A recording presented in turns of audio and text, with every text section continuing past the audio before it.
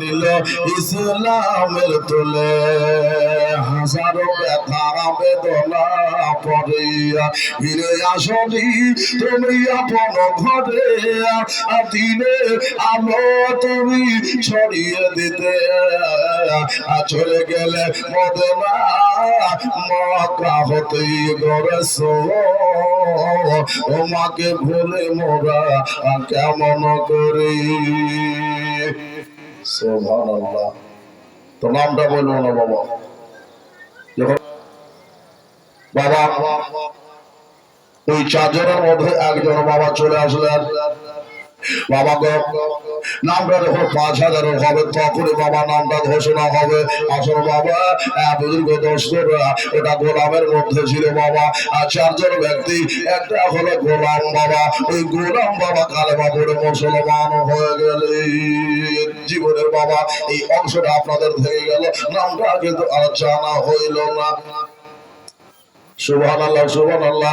এবার নবীজি দিনের কাজ বাবা চালিয়ে যাচ্ছেন বাবা, এবার আগা দিকে বাড়ছেন বাবা গো। আমার আল্লাহ তাআলা নবীকে হুকুম করলেন, বুজুর্গ দোস্তরা ৩টা বছর গোপনে গোপনে বাবা কালেমা পড়াইলেন। আমার আবু বকর সিদ্দিক রাদিয়াল্লাহু তাআলা আনহুর অষ্টটি হযরত ওসমান গনি কালেমা পড়ে মুসলমান হয়ে গেলেন বাবা। আরকাম বিন আরকাম বাবা, আরকাম ইবনে আরকাম বাবা কালেমা পড়ে বাবা মুসলমান হয়ে গেলেন বাবা গো। এইভাবে বাবা হযরত উম্মে ভাজার রাদিয়াল্লাহু তাআলা আনহা কালেমা পড়ে বাবা মুসলমান হয়ে গেলেন।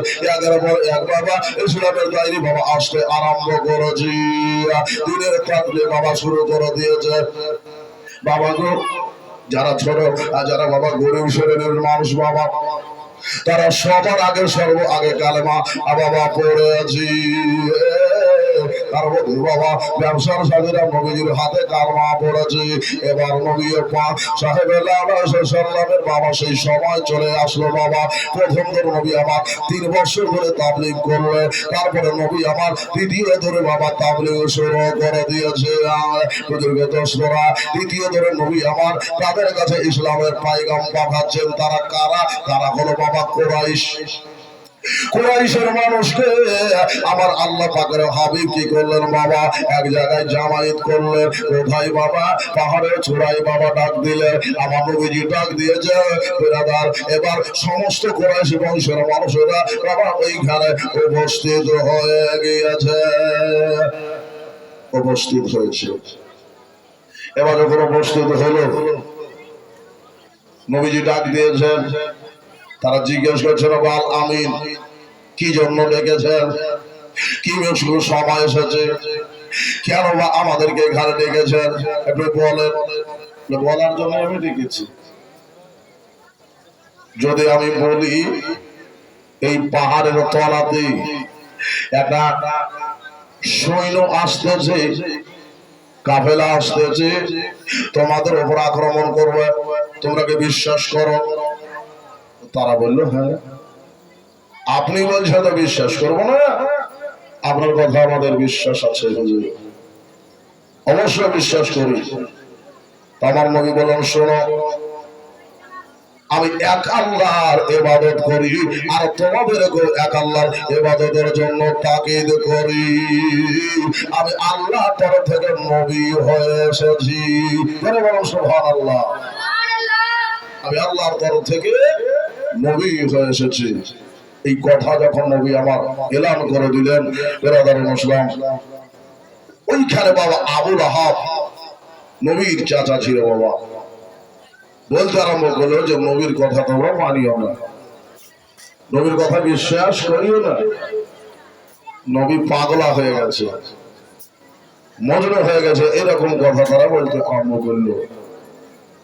বেরাদার যখন এই কথা বলতে আরম্ভ করলো, আচ্ছা মনটা ভালো করবে, ভালো করবে না, মনটা খারাপ করবে বাবা। আমার নবীজি সাল্লামের মন খারাপ হয়ে গেল। মানুষে বাবা আবু লাহাব বাবা ওইখান থেকে তাড়িয়ে দিলাম। ওইখান থেকে বাবা তাড়িয়ে দিল। এবার নবী পাক সাহেবের সাল্লাল্লাহু বাবা আমার আল্লাহ তাআলার আওয়াজের একটা কোরআনের আয়াত পেল। বাবা আমার আল্লাহ বললেন হাবিব আর লুকিয়ে থাকবেন না, আর ছুপিয়ে থাকবেন না, এবার আপনাকে ডাইরেক্টলি ইসলাম প্রচার করতে হবে। সুবহানাল্লাহ, ডাইরেক্টলি আপনাকে ইসলাম প্রচার করতে হবে। হবে আপনি ময়দানে এবার লেগে যাও। বাবা জীবন আমার ভাইরা, আমার নবীজি এবার বাবা ময়দানে বাবা নেমে গিয়েছি। বাবার সাথে আবু বকর রয়েছে, বেরাদার মুসলিম আবু বকর সিদ্দিক নিয়ে বাবা আমার নবী কোরআনে পাক যেন বাবা পড়িয়ে পড়িয়ে আবু বকরকে শিক্ষা দিয়েছেন। এইভাবে শিক্ষার হার দিনের পর দিন বাবা বাড়াচ্ছেন নবী আমার বেরাদার মুসলিম। একটার পর একটা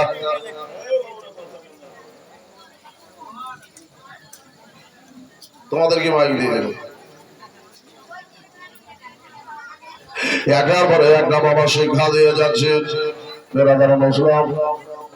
যখন এবার আবু বকর সিদ্দিক রাদিয়াল্লাহু তাআলা কোরআন ছেড়ে দিলেন, এবার আবু বকর বাবা ওই কোরআন পড়ে পড়ে বাবা বন্ধু বান্ধবকে ইসলামের দায়রে নিয়ে আসতে আরম্ভ করলেন। একের পরে এক বাবা ইসলামের দায়রে মানুষ আসতে আরম্ভ করে গেল। বেরাদার এবার আসল বাবাজি, এবার বুজুর্গ দোস্তরা আমার নবীজি জামাতে বাবা একটা নয়, দুটো নয়, তিনটা নয় বাবা, আর 40, 39, 29 জন বা 39 জন বাবা হয়ে 48 জন বাবা ইসলামের দায়রে চলে এসেছে। 48 জন, কয়জন বললাম? 48। এই 48 জন ব্যক্তি বাবা ইসলামের মধ্যে চলে এসেছে। বাবা জীবন আমার ভাইরা, ওই 48 জনের উপর বাবা মুসিবত নেমেছে। কেমন মুসিবত নেমেছে বাবা গো, এত কষ্ট বাবা তাদের উপর দাওয়া হয়েছে, এত কষ্ট দেওয়া হয়েছে। বেরাদার মুসলিম ইতিহাস গাওয়াচ্ছে, সাক্ষ্য রয়েছে বাবা। মুখ দেখবে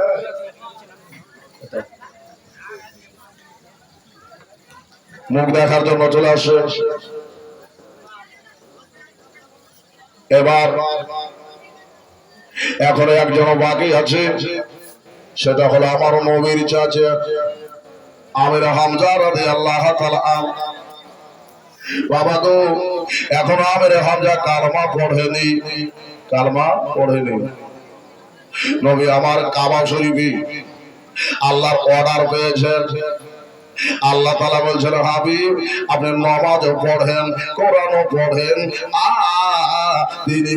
দিন ইসলামের তাবলীগ শুরু করেন। নবী আমার কাবা শরীফের চত্বরে গিয়ে বাবা কোরআনের পাঠ পড়ার পরে বাবা আল্লাহর বাড়ি কোরআন বাবা নামাজের মধ্যে নবী আমার পড়তেছি। আমরা পড়ি মসজিদে যাওয়ার পরে, আগে জুমাবার ছিল, পড়েছি সবাই, নামাজ পড়িনি, পড়েছি সূরা পড়েছি, কেরাত পড়েছি, আল্লাহর বাড়ি পবিত্র কোরআন পড়েছি, সাথে বাবা দুরূদ সালাম কি আমি সব কিছুই করেছি। আবার নবীজি বাবা কোরআনে পাক পড়তে আছে। ও বাবা গো, আবু জেহেল বাবা কি করলো, বাবা ছেলে পিলাদেরকে বললো, বয়োজ্যেষ্ঠদের বললো, এই আমার জাতিরা, আমার মক্কাবাসীরা, আজকে মুহাম্মদ নামাজ পড়ছে আমাদের বাপ দাদার ধর্মকে ছেড়ে দিয়ে। তোমরা চুপচাপ দেখতেছো, একদিন দেখবা এই মানুষটা সারা মক্কাকে গালাল করে দেবে, সারা মক্কার মধ্যে রাজত্ব কায়েম করবে। তোমরা এখন এরকম কি আছো মর্দে মুজাহিদ, বলছে তার ভাষাতে, কি আছো মর্দে মুজাহিদ যে মুহাম্মদ নামাজ পড়তেছি, ওই যে ওর ভোদরে আমরা বলি ঘুড়ি, উটের ঘুড়ি, উঝড়ি, ওই উঝড়িটাকে তোমরা উঠাও, আর নবী সাজদায় যখন যাবে নবীর উপর চাপিয়ে দাও।